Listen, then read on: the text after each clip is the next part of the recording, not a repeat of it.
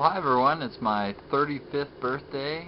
Well, we'll be here in about 20 minutes, and it's cold outside, so I'm going to try to make this quick. But the reason I'm out here is because I wanted to share with you about my salvation and why I'm bothering to tell you.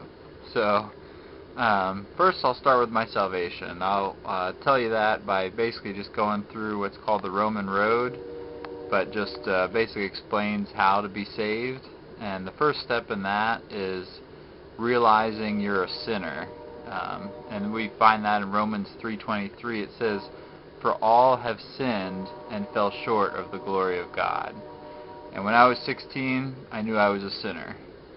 The next step is to realize that the wages of sin is death. And that's found in Romans 6:23. And I knew there was consequences for my sin, and if that was the end of the story, that the wages of sin is death, this would be pretty depressing. But the good news is that in Romans 5:8 it tells us that God demonstrated His love for us in that while we were still sinners, Christ died for us. So God just didn't wait around and let us to our own devices, let us die. He actually went and died for us while we were still running from Him. You know, He wanted to provide a way for us to come back to Him. And so once you realize that He died for you, how are you saved? Well, it tells you that in Romans 10:9. If you confess with your mouth Jesus is Lord, and believe in your heart God raised Him from the dead, you will be saved.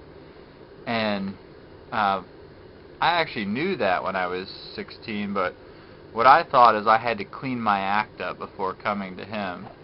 And I realized, well, I didn't realize, God revealed to me that previous verse, that God didn't die for us while we were good. He died for us while we were still sinners.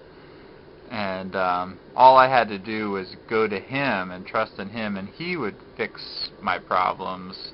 I wouldn't be able to fix my problems before coming to Him. So don't try to clean up your act before coming to God. Just come to Him, and He'll take care of your problems. Just like it says, to be saved you have to confess with your mouth that He is Lord. So you got to tell others that you believe that He's the Lord, and you have to believe it in your heart that He died for your sins and that God raised Him from the dead. And so I've been saved for 19 years now, and you might be asking, why are you bothering to tell me this on a cold December night? Well, I could really explain it best through this story I heard. There was a man who was in his house, and in the middle of the night it caught fire, and he was able to crawl out on the roof and jump off and get out of the house, but his wife and children were not able to get out, and the house burned to the ground and they all died.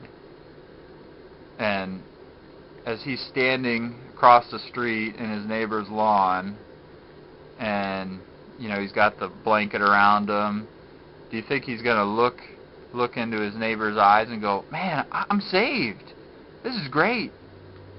No, he's going to be terribly depressed because he just lost his whole family. And that's why I'm telling you, because I know I'm saved, but I don't know about all my friends and family, and I want you to know too. I don't want you to be left in this burning house. I want you to come with me.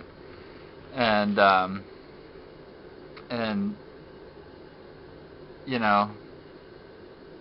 that's really what I'm thinking about on this birthday. I want my friends and family to also know Jesus, because He loves you, and not only does He love you, but He'll make this hard life enjoyable, meaningful, and make it so it's just the beginning, not the end. So I think my hope, what I'm looking forward to is described in Revelation 21:4. It says, "He will wipe every tear from their eyes. There will be no more death or mourning or crying or pain, for the old order of things has passed away." This life is the old order of things, and there's a better order to come. This is just the beginning, and I don't want you to be left in this decrepit old house. All this we see is not going to be here, and God's going to destroy it all and make a new heavens and a new earth, and I want you there with me. So that's what I'm thinking about on my birthday. So I'm hoping you take some time to think about it as well. Merry Christmas.